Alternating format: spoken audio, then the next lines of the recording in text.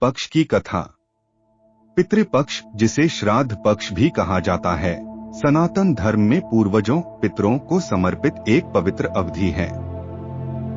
यह माना जाता है कि इस पखवाड़े के दौरान हमारे पूर्वजों की आत्माएं पितृलोक से धरती पर उतरती हैं और अपने वंशजों से अर्पित किए गए श्रद्धांजलि को प्राप्त करती हैं। इस समय का उद्देश्य श्राद्ध और तर्पण जैसे कर्मों द्वारा स्वर्गीय आत्माओं की शांति और मोक्ष सुनिश्चित करना है। पितृपक्ष का उद्गम। पितृपक्ष की कथा महाभारत के वीर योद्धा कर्ण से जुड़ी हुई है। कर्ण अपनी अद्वितीय दानवीरता और वीरता के लिए प्रसिद्ध थे, लेकिन उनके जीवन में एक दुखद मोड़ भी था।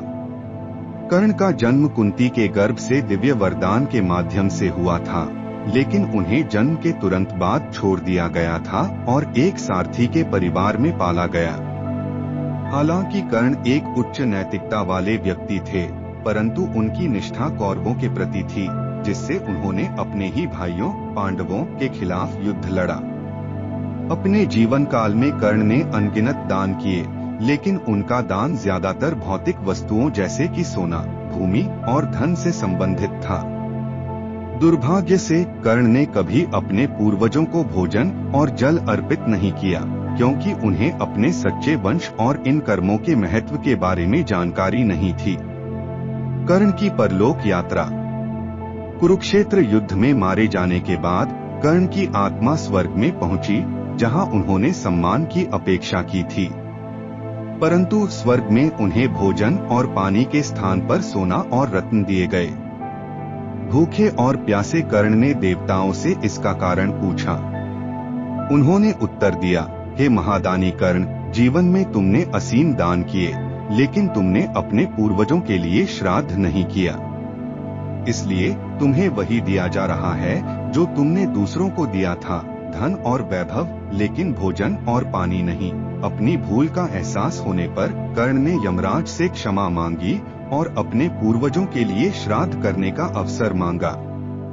यमराज उनकी विनती से प्रभावित हुए और उन्हें 16 दिन के लिए धरती पर लौटने की अनुमति दी, ताकि वे अपने पूर्वजों के लिए श्राद्ध कर सकें। यह अवधि अब पितृपक्ष के नाम से जानी जाती है। पितृपक्ष का महत्व। पितृपक्ष के दौरान यह माना जाता है कि पितृलोक के द्वार खुल जाते हैं और हमारे पूर्वजों की आत्माएं धरती पर उतरती हैं, ताकि वे अपने वंशजों से अर्पित श्रद्धांजलि को प्राप्त कर सकें। यह हर व्यक्ति का कर्तव्य होता है कि वह श्राद्ध कर्म करके अपने पूर्वजों की आत्मा की शांति और मुक्ति के लिए प्रार्थना करे। श्राद्ध कर्म में पिंडदान, भोजन का प्रतीकात्मक अर्पण, तर्पण, जल अर्पण और अन्य प्रार्थनाएं शामिल होती हैं। यह अर्पण पितरों को तृप्त करता है और उनके सभी कष्टों से मुक्ति दिलाता है। ऐसा माना जाता है कि इन कर्मों को करने से वंशजों को पूर्वजों का आशीर्वाद मिलता है, जो उनके परिवार में समृद्धि, स्वास्थ्य और आध्यात्मिक कल्याण लाता है। भावी पीढ़ियों के लिए आशीर्वाद।